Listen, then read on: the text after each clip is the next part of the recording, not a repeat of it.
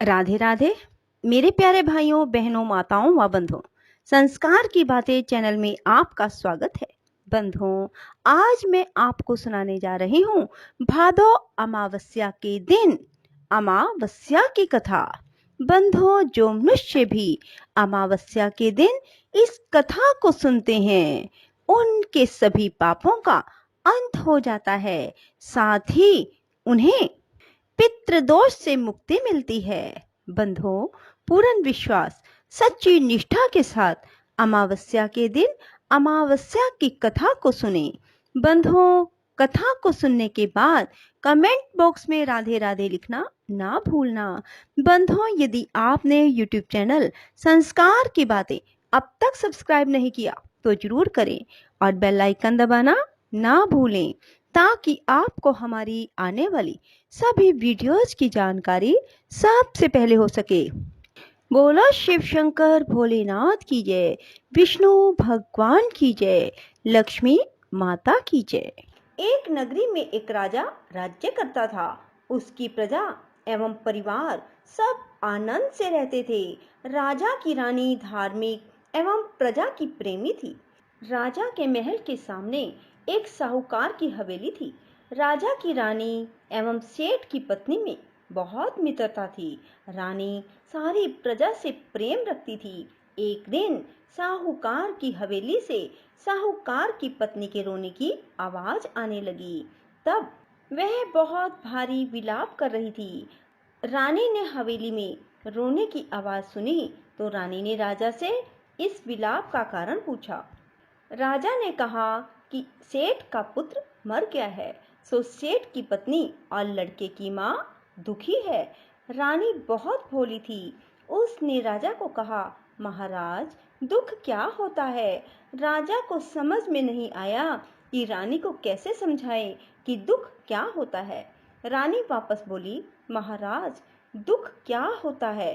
जब राजा ने रानी से कहा, तुम अपने कुंवर को मार दो तो मालूम हो जाएगा कि दुख क्या होता है। महारानी ने अपने कुंवर को महल से नीचे गिरा दिया। भगवान की कृपा से कुंवर गारे के ढेर पर गिरा और उसको खरोंच तक न आई।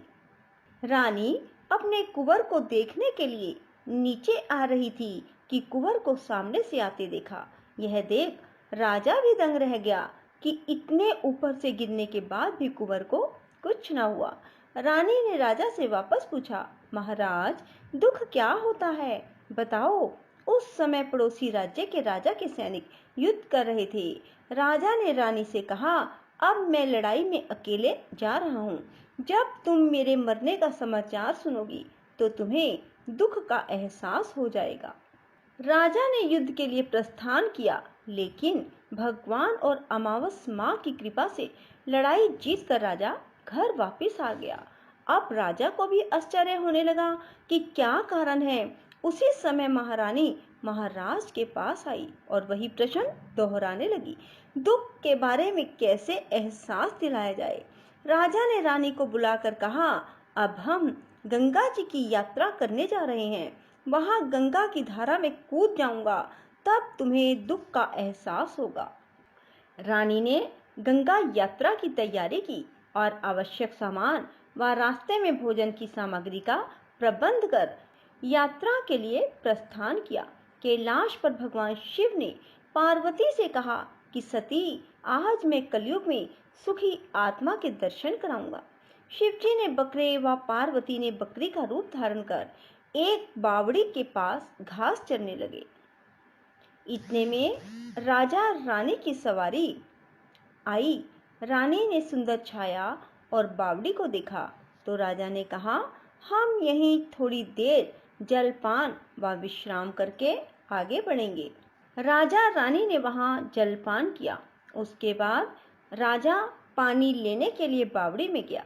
उस समय बकरी का रूप धारण किया।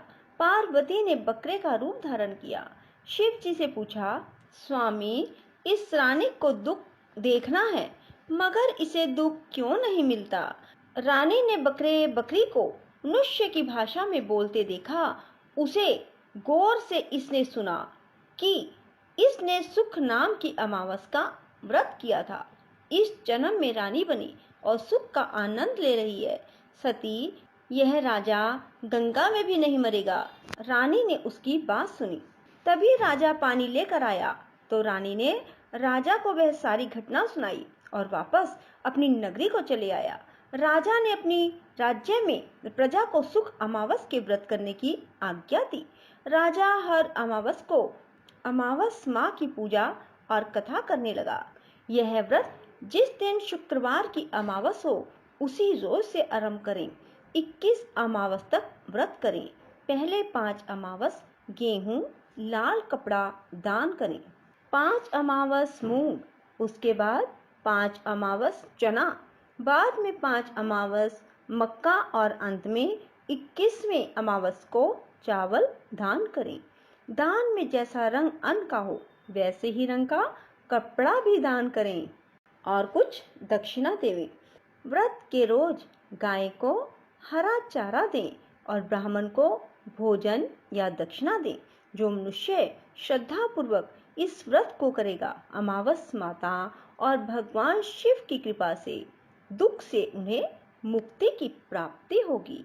बंधुओं, यदि आपको हमारी वीडियो पसंद आए तो इसे लाइक करें और शेयर भी जरूर करें।